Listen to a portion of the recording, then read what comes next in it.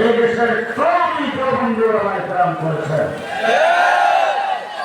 আজকে অনেক সেলিব্রিটি বক্তারা বক্তৃতায় পাগলের মতো বলতে থাকে কওমি মাদ্রাসা সিলেবাসের দোষের কারণে যোগ্য ব্যক্তি তৈরি হয় না। আমরা পরিষ্কার ভাষায় বলতে চাই, আরে আমরা তো আছি এই ময়দানে, আমাদের বুজুর্গরা দিন চলে গেছেন, আমাদের কথা আমার কথা আমি বলতে চাই না। আমাদের ছাত্রদের মধ্যে এমন ব্যক্তি আছে যার একজনের নজির তোমরা গোটা বাংলাদেশে দেখাইতে পারবে না।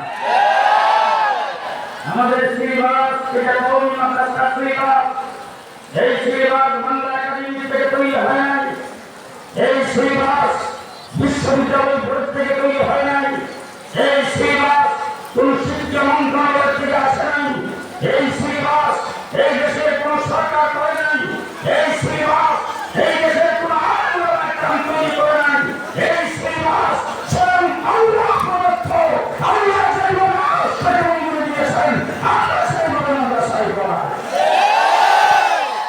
আমার এই সিলেবাসে হাকিমুল মত তৈরি হয়েছে, আমার এই সিলেবাসে কুজাহাত তৈরি হয়েছে, আমার এই সিলেবাসে সাহিত্যহীন তৈরি হয়েছে, আমার এই সিলেবাসে